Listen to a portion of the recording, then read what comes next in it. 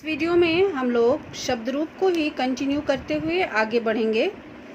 पिछले वीडियो में हम लोगों ने अकारांत पुल्लिंग शब्द को देखा था और इस वीडियो में हम लोग आकारांत स्त्रीलिंग शब्द रूप को देखेंगे। आकारांत यानी आ से अंत होने वाला स्त्रीलिंग शब्द। तो यहाँ बालिका अंत में हमें आ सुनाई दे रहा है, इसीलिए इसे आ से ये अंत हो रहा है, इसीलिए ये आकारांत स्त्रीलिंग शब्द हो गया। तो अब हम लोग जिस तरह से हम लोगों ने विभक्ति और शब्दों के रूप तीनों वचन में हम लोगों ने देखा था, यहाँ बालिका का शब्द रूप भी हम लोग उसी तरह से देख लेंगे। तो सबसे पहले विभक्ति, और यहाँ पर एक वचन, द्विवचन और बहुवचन। तो प्रथमा विभक्ति बालिका, बालिके, बालिकाः। द्वितीया बालिकां, बालिके, बालिकाः।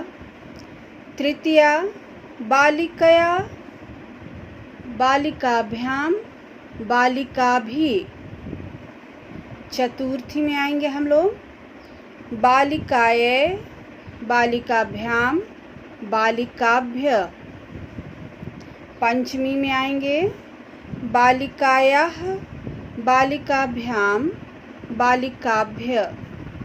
उसी तरह से हम लोग षष्ठी में आएंगे तो यहाँ बालिकायाः, बालिकयो, बालिकानां।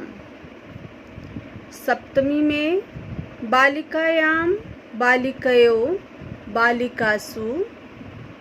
संबोधन हे बालिके, हे बालिके, हे बालिकाः। तो यहाँ पर हम लोगों ने देखा, ये हमारा बालिका का यानी आकारांत स्त्रीलिंग शब्द का रूप हम लोगों ने देख लिया।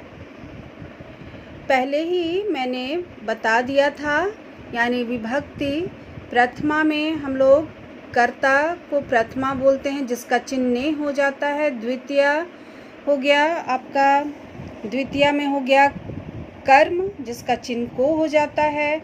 तृतीया हमारा हो गया करण, जिसका चिन्ह से हो जाता है या के द्वारा। चतुर्थी हमारा हो जाता है संप्रदान के लिए, तो यानी किसी को प्रदान करना या किसी के लिए कार्य करना, तो उसे हम लोग चतुर्थी में रखते हैं। उसी तरह पंचमी में हो जाता है आपादान, जिसका चिन्ह हो जाता है से, लेकिन यहाँ ये से जो है अलग होने के संबंध में होगा, जबकि तृतीया विभक्ति में से जो था, जिस साधन से हम काम कर रहे हैं उसके लिए प्रयोग किया जा रहा था, जबकि यहाँ पर अलग होने के संबंध में हो जाता है।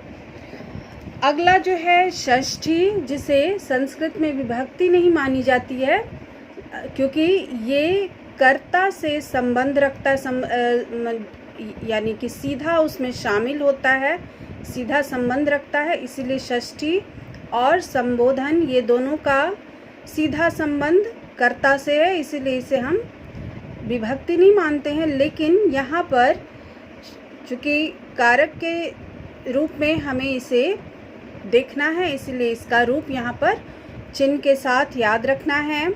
तो संबंध हो गया का के की, षष्ठी का संबंध कारक हो गया और उसका चिन्ह है का के की और रा रे री।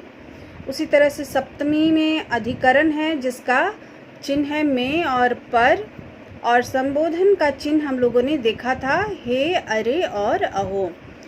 अब आगे देखेंगे कि इसमें कौन कौन से रूप इस तरह से आगे शब्दों के चलेंगे। तो लता है, रमा है, माला है, छात्रा है, दिया है, शिक्षिका आदि जितने भी स्त्रीलिंग से यानी आ से अंत होने वाले शब्द हैं, उन सभी का रूप इसी तरह से चलेगा। अब हम लोग आएंगे अगले वाले शब्द रूप में, यानी अकारांत नपुंसक लिंग वाले शब्द, यानी जो अ से अंत हो रहे हैं जो शब्द, लेकिन पुल्लिंग नहीं है, ये नपुंसक लिंग है, यानी लिंग का बोध नहीं, यानी पुरुष जाति का बोध नहीं करा रहे हैं, अंत अ से अंत हो रहे हैं, लेकिन स्त्री या पुरुष जाति का बोध नहीं कराते हैं, तो उन्हें हम नपुंसक लिंग में यहाँ पे रखते हैं। तो उसका यानी यहाँ फल का शब्द रूप अभी हम लोग देख लेंगे। तो यहाँ पर एक तरफ विभक्ति और वचन, एक तरफ यहाँ विभक्ति है, वचन इस तरह से है। तो यानी प्रथमा में हम लोग एक वचन, द्विवचन और बहुवचन ऐसे है। प्रथमा विभक्ति में फलम फले फलानी, द्वितीय है फलम फले फलानी। यहाँ पर हमेशा याद रखिएगा कि ये दो, प्रथमा और द्वितीय नपुंसक लिंग में, ये दोनों एक ही समान इसका रूप है, यानी दोनों लाइन बिल्कुल समान रहेंगे, फलम फले फलानी, फलम फले फलानी। और तृतीया से इसका रूप हमारा अकारांत पुल्लिंग शब्द की तरह ही चलता है।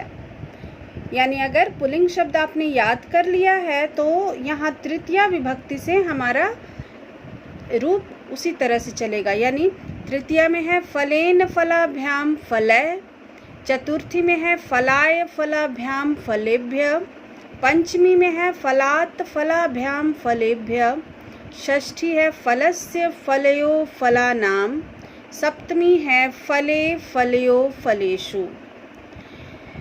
चिन्ह आप सबों को याद होगा इसका, यानी प्रथमा का चिन्ह कर्ता ने, द्वितीया कर्म को, तृतीया हो गया करण से, चतुर्थी हो गया संप्रदान के लिए या प्रदान करना, पंचमी हो गया आपादान से लेकिन अलगाव के लिए प्रयोग किया जाएगा, षष्ठी हो गया संबंध जिसमें का के की और रा रे री है, सप्तमी में यहाँ पर हमारा हो गया अधिकरण में अथवा पर। अब यहाँ पर आगे हम लोग देख लेंगे जल, गृह, वन, पत्र, पुष्प, छत्र, रूप्यक, मित्र इत्यादि जितने भी नपुंसक शब्द हैं, यानी जो अ से अंत हो रहे हैं लेकिन पुरुष जाति के नहीं हैं, तो उन सभी का रूप हमारा इसी तरह से चलेगा।